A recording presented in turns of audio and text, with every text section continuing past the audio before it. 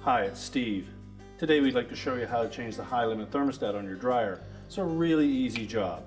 All we're going to need is a 1/4" nut driver, a small flat blade screwdriver, maybe a pair of needle nose pliers, and a thin blade putty knife. Let me show you how we do it. Now the first step in this repair will be to disconnect power to the dryer. So pull it forward enough that you can unplug it or locate the electrical panel and turn off the appropriate breaker or remove the appropriate fuses. Next, we'll need access to the back so that we can remove the top panel as our first step. It's held in place with 3/4" hex screws.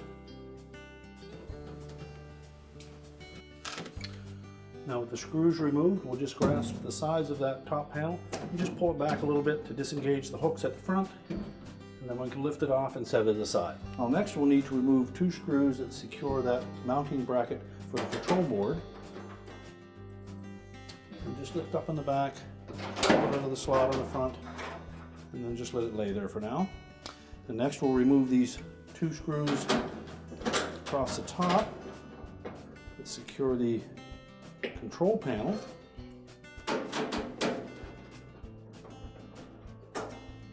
And we also have to remove this trim ring around the door and in the center of the console.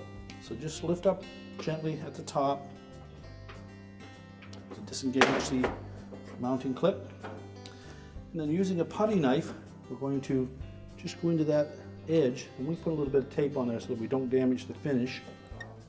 We're just going to pry that away all the way around.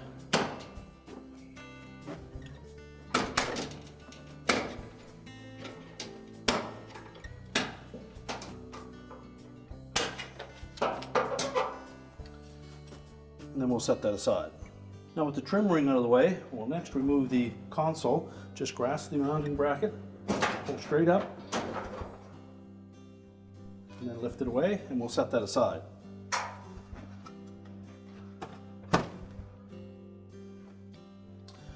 Now next we'll need to remove the lower access panel. There are 4 screws across the bottom that secure that to the cabinet. So if you have the opportunity, pull your dryer far enough forward, disconnect the vent, and then tilt it backwards to make removing those screws a little bit easier.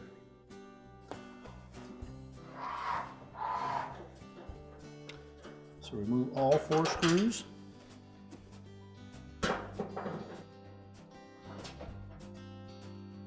And just lift away on the bottom, let it drop down, remove it and set it aside. So next we're going to remove a single screw that holds that ground wire to the base. And we'll also remove these 2 wires that attach to the temp sensor that is located on the top of the blower housing. So just pull those off and let that harness hang there. We'll also remove these 2 screws that are on the front of the blower housing, and they secure the inlet duct to the blower. The next we'll remove 2 screws at the bottom of the front panel. Then we'll tilt that dryer back down to a standing position. You can lift that control panel housing out of the way, just let it hang over the side. Now next we're going to loosen 2 screws at the top of that front panel. You don't need to remove them, just turn them out 2 or 3 turns. Now we're going to lift the front panel, bulkhead, and door assembly off of the dryer. Their front drum rollers are attached to this component, so the drum will try to hold that from coming off. Just lift up on each side. We free up these little keyhole slots.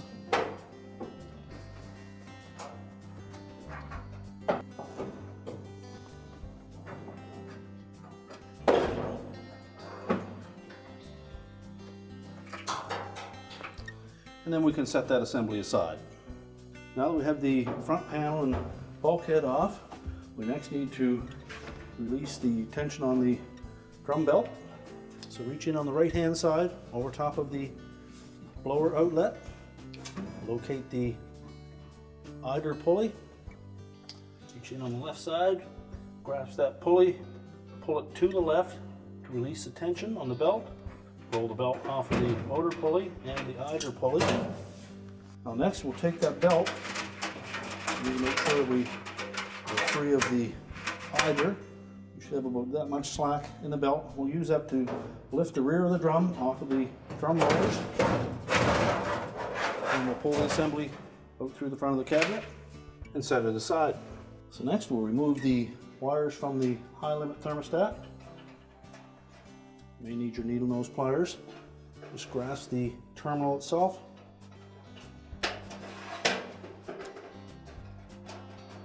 And pull them off the thermostat.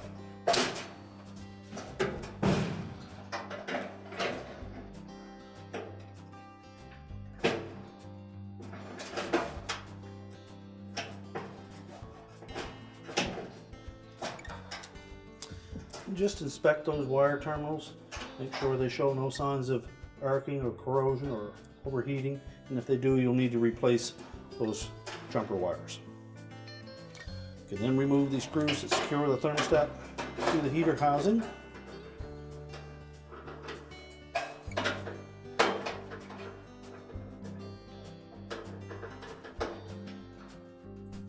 Discard the old thermostat.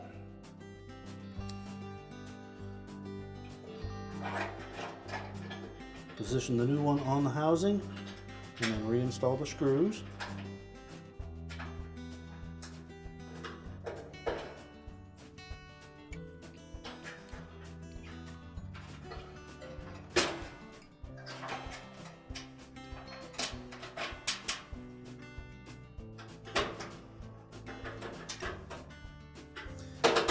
Tighten those securely. We'll reinstall the wires to the terminals. Make sure they fit on nice and snug. If they appear loose, we use our needle nose pliers and just crimp them and then put them back on. Now we'll use this opportunity, since we have the drum out of the dryer, we might as well vacuum up any lint that may be in around the motor area or underneath the heater housing or on the drum rollers. And then we can put the drum back in. So now we're ready to put that drum back in. We'll first drape the belt around the drum, making sure that the groove side of the belt is against the drum.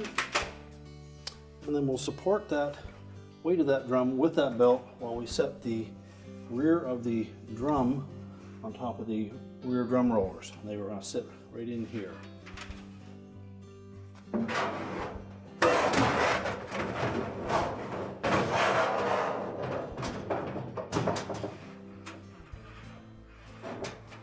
Make sure that's sitting firmly in place. Now we can reach in and put the belt on the idler pulley next. So to slide that belt on the idler pulley, just going to make sure that we have the groove side facing up. Just lay it across the top of the pulley. And we're going to push that idler assembly to the left. Roll the belt around the motor pulley. Just verify that it stayed in the idler pulley. And then we can rotate the drum a couple of turns just to make sure that it lines itself up. Just give it a few rotations. The belt should line up just to the back of center. And now we can put the bulkhead and front panel back on. Now when reinstalling the front panel and bulkhead assembly, we're going to start by hanging those keyhole openings on those two top screws, but we also need to engage the front rollers into that channel on the drum.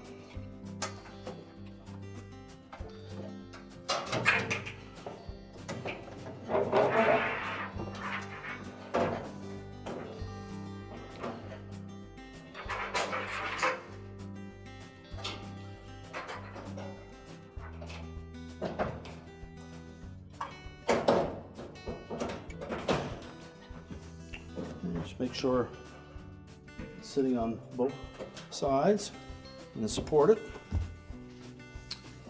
And we can lift up on that drum and then push the bottom into position. And then we can install the two lower screws. Well, we're going to tilt that dryer back so you have a better view of how this is reassembled. Make sure that's firmly supported, and then we'll put those screws in.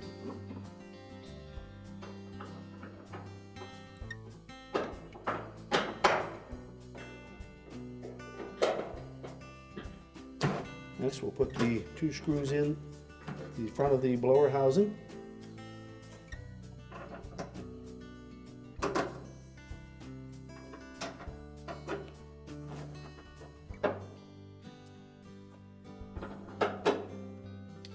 Make sure these screws are tight so that we don't have any air leaks around that inlet duct assembly. Next we'll install the screw for the ground wire.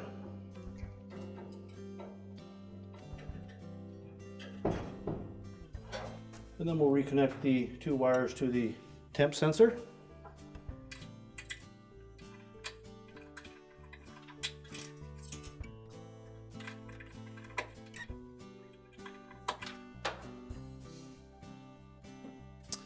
And then we can put the lower access panel on.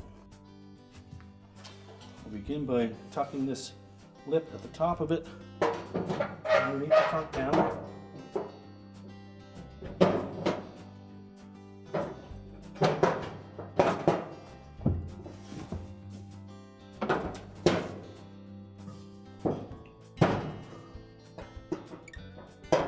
And then we can install the screws.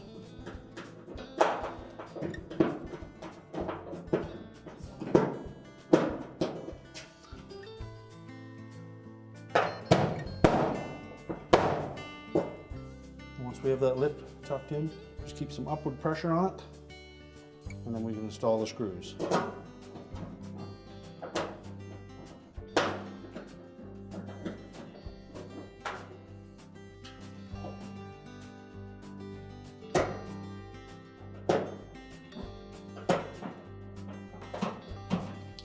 Once we have those tightened, we'll stand the dryer back up. Tighten the 2 screws at the top of the front panel.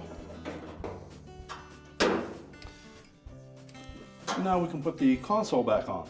Now when installing the console, we want to line up these little hook-shaped tabs on the end of that metal bracket through that opening between the top lip of the cabinet and the front lip of the cabinet. So we'll just go down in between that slot.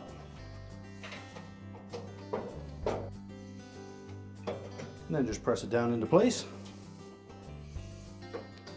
And install the 2 retaining screws on the top.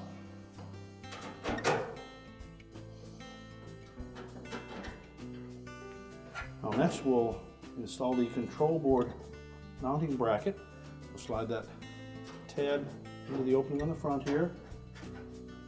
And set the back down into position. Install the 2 retaining screws.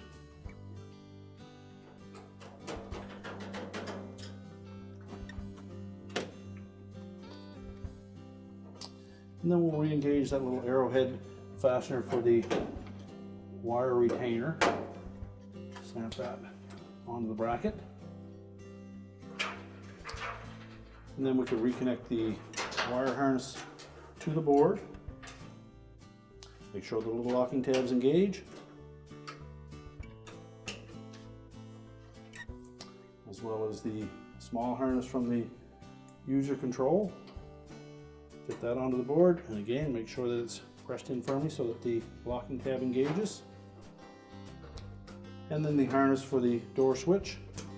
Press that together until both tabs engage.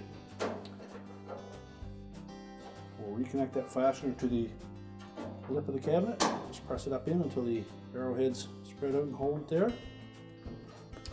Now we can put that trim ring back on. So when installing that trim ring, we want to make sure that we line up each of those little fasteners with the openings and then carefully press them into position.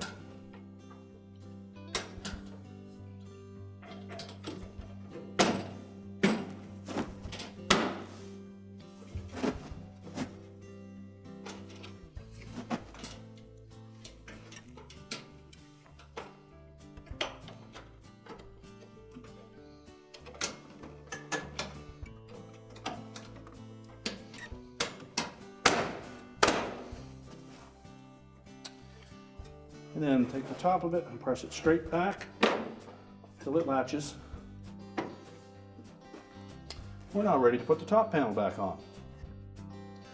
Now when installing the top, you'll note these little tabs towards the front.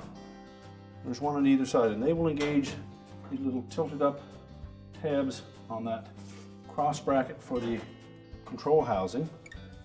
So we'll set that back, lay it in position, just about 3/4 to an inch back from the back edge of that console. And just push the panel forward until it engages on both sides, and then we can reinstall the screws at the back.